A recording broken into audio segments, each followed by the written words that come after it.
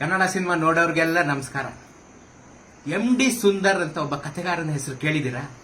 Kannada cinema ನೋಡೋರು ಕೆಲವರಾದ್ರೂ ಕೇಳಿರ್ತೀರ. ನನ್ನ ವಯಸ್ಸಿನವರು ಎಂತೆಂತ ಪಿಕ್ಚರ್ ಕತೆ ಬರೆದವ್ರು ಗೊತ್ತೇನ್ರಿ? ಸೂರ್ಯಚಂದ್ರ ಇರೋರಿಗೆ ಇರೋಂತ ಕನ್ನಡದ ಏಕೈಕ ಸಿನಿಮಾ ಗಂಧದ ಗುಡಿ ಬರೆದಿದ್ದವ್ರೆ.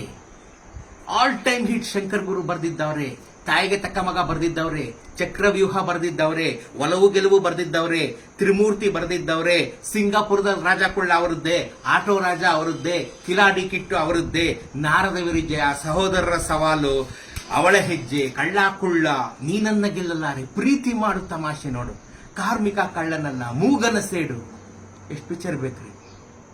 ಕನ್ನಡದ ಖ್ಯಾತಿಯನ್ನ ಜಗದಗಲ ಮುಗಿಲಗಲ ದೇಶದಗಲ ಹಬ್ಬಿಸಿದಂತ ಕಥೆಗಳನ್ನ ಕೊಟ್ಟಂತ MD ಸುಂದರ್ ನಮ್ಗೆ ಯಾರಿಗೂ ಗೊತ್ತಿಲ್ಲ. ಬೆಂಗಳೂರಲ್ಲಿ ಹಸಿವಿನಿಂದ ಪ್ರಾಣ ಬಿಟ್ಟ ಪುಣ್ಯಾತ್ಮ. ನಮ್ ಜನ್ಮಕ್ಕೆ ಇಂಥ ಕಥೆಗಳು ಕೊಟ್ಟಂತ ಒಬ್ಬ ರೈಟರ್ನ ನಾವು ನೋಡ್ಕೊಂಡಿರೋ ಗತಿ ಇದು ರೀ. ಇಂಥ ಒಬ್ಬ ರೈಟರ್ಗೆ ನಾವು ಕೊಡ್ತಿರೋಂಥ ಬೆಲೆ ಇದು. ಕನ್ನಡ ಚಿತ್ರರಂಗ ಉದ್ಧಾರ ಆಗೋದ್ರೆ ಎಲ್ಲಾಗುತ್ತೆ? MD ಸುಂದರ್ ಅನಾಮಿಕವಾಗಿ ಬೆಂಗಳೂರಿನಲ್ಲಿ ತೀರ ಬಡತನದಲ್ಲಿ ತಮ್ಮ ಕೊನೆಯ ದಿನಗಳನ್ನು ಕಳೆದು ತೀರ್ಕೊಂಡ್ಬಿಟ್ರು ಅಂತ ಗೊತ್ತಾದಾಗ ಎಷ್ಟು ಸಂಕಟ ಆಗುತ್ತೆ ರೀ. ಆರ್ಡಿನರಿ ಸಿನಿಮಾ ಏನ್ರಿ? ಒಂದೊಂದು ಮುತ್ತುಗಳಲ್ವೇನ್ರಿ? ಕನ್ನಡದ ಮುತ್ತುಗಳಲ್ವೇನ್ರಿ? ಗಂಧದ ಗುಡಿ, ನೀನನ್ನ ಗೆಲ್ಲಲಾರೆ, ಶಂಕರ್ ಗುರು, ಏನ್ರಿ ಇಂಥ ಕಥೆಗಾರರನ್ನ ನಾವು ಈ ತರ ನೋಡ್ಕೊಂಡು ಮತ್ತೆ ಕಥೆಗಳಿಲ್ಲ ಅಂದ್ರೆ ಕನ್ನಡ ಚಿತ್ರರಂಗ ಉದ್ಧಾರ ಆಗುದು ಯಾವ ಕಡೆಯಿಂದ ಯಾಕದು? ಕನ್ನಡ ಚಿತ್ರರಂಗ 60 ವರ್ಷದ ಒಂದು ಕಾರ್ಯಕ್ರಮ ಮಾಡಿ ಒಂದು ನೆನಪಿನ ಪುಸ್ತಕ ತಂತಲ್ಲ, ಒಂದೇ ಒಂದು ಲೈನ್ ಈ ಪುಣ್ಯಾತ್ಮನ ಮೇಲೆ ಇಲ್ಲ ರೀ ಆ ಪುಸ್ತಕದಲ್ಲಿ. ಇನ್ನೇನ್ರಿ ನೀವು ನೆನಪಿನ ಕಾಣಿಕೆ ತಗೊಂಬಂದಿರೋದು?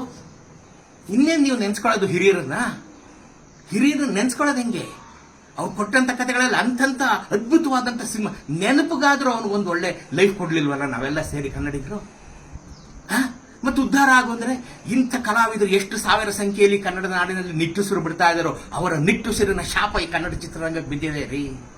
ಅದಕ್ಕೆ ಈಗ ಡೋಲಾಯಮಾನ ಸ್ಥಿತಿಗೆ ಬಂದು ನಿಂತಿರೋದು. ಅದಕ್ಕೆ ಈಗ ಕನ್ನಡ ಚಿತ್ರರಂಗ ಇಂಥ ರೈಟರ್ಗಳು, ಕಲಾವಿದರು, ಎಷ್ಟೆಷ್ಟು ಜನ ತಂತ್ರಜ್ಞರು ಅದೇನೇನ್ ಕತೆ ಮಾಡ್ಕೊಂಡಿದ್ದಾರೋ, ಅನಾಮಿಕರಾಗಿ ಬಿದ್ದಿದ್ದಾರೋ, ಎಂತೆಂತ ಸಿನಿಮಾ ಕೊಟ್ಟವ್ರು ಎಲ್ಲೆಲ್ಲಿದ್ದಾರೋ ನೋಡ್ರಿ. ಗಂಧದ ಗುಡಿ ಕತೆ ಬರೆದವರು ಹಸುವಿನಿಂದ ಸತ್ತೋಗ್ಬಿಟ್ರು ಅಂದ್ರೆ ನಮ್ಮ ಹೊಟ್ಟೆಗೆ ಅನ್ನ ಹೆಂಗ್ರಿ ಸೇರುತ್ತೆ ಹೇಳ್ರಿ ನೀವು? ಅದೇನ್ರಿ? ಯಾಕೋ ಗೊತ್ತಿಲ್ಲ ನನ್ಗೆ ಇವತ್ತು ಈ MD ಸುಂದರ್ ನೆನಪಾಗ್ಬಿಟ್ರು. ಒಂದೇ ಒಂದು ಫೋಟೋ ಇಲ್ಲ ರೀ. ಎಷ್ಟು ದಿನದಿಂದ ಒಂದು ಫೋಟೋ ಇಲ್ಲ ನಿಮಗೆ ತೋರ್ಸಕ್ ನಂದು MD ಸುಂದರ್. ಪಿಕ್ಚರ್ ಅಲ್ಲಿ ಹೆಸರು ಹೊಡಿಬೇಕಾದ್ರೆ MD ಸುಂದರ್ ಕತೆ ಅಂತ ಬರೆದಿಟ್ಬಿಟ್ರೆ ಒಂದೇ ಒಂದು ಫೋಟೋ ಇವತ್ತು ನಾನು ಆ ಅಪ್ಪನ್ ನೋಡ್ಲಿಲ್ಲ ರೀ. ಎಂಥ ಅನಾಮಿಕವಾಗಿ ತೀರ್ಕೊಂಬಿಟ್ಟ, ಎಂಥ ಪ್ರತಿಭಾವಂತ. ಆಗಲ್ವೇನ್ರಿ? ಕನ್ನಡ ಚಿತ್ರಣ ಹಿಂಗ ಆಗೋಯ್ತು ಅಂತಂದ್ರೆ ನಾವು ನಡೆದು ಬಂದ ದಾರಿ ಹಿಂಗಿದೆ.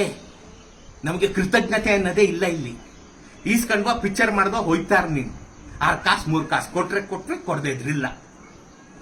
ಮತ್ ಬಾ ಉದ್ಧಾರ ಆಗು, ಬಾ ನ್ಯಾಷನಲ್ ಲೆವೆಲ್ ಅಲ್ಲಿ ಮಿಂಚಣ, ಬಾ. ಎಲ್ಲಿಂದ ಆಗುತ್ತೆ? ಮೊದಲು ನಮ್ಮನ್ನ ಚೆನ್ನಾಗಿ ನೋಡ್ಕೋಬೇಕು. ನಮ್ಮ ತಂತ್ರಜ್ಞಾನ, ಈ ಕತೆ ಬರೆಯೋರ್ನ, ಇವ್ರನ್ನೆಲ್ಲ ಚೆನ್ನಾಗಿ ನೋಡ್ಕೋಬೇಕಂದ್ರೆ ಆಮೇಲೆ ನಾವು ಉದ್ಧಾರ ಆಗೋದು.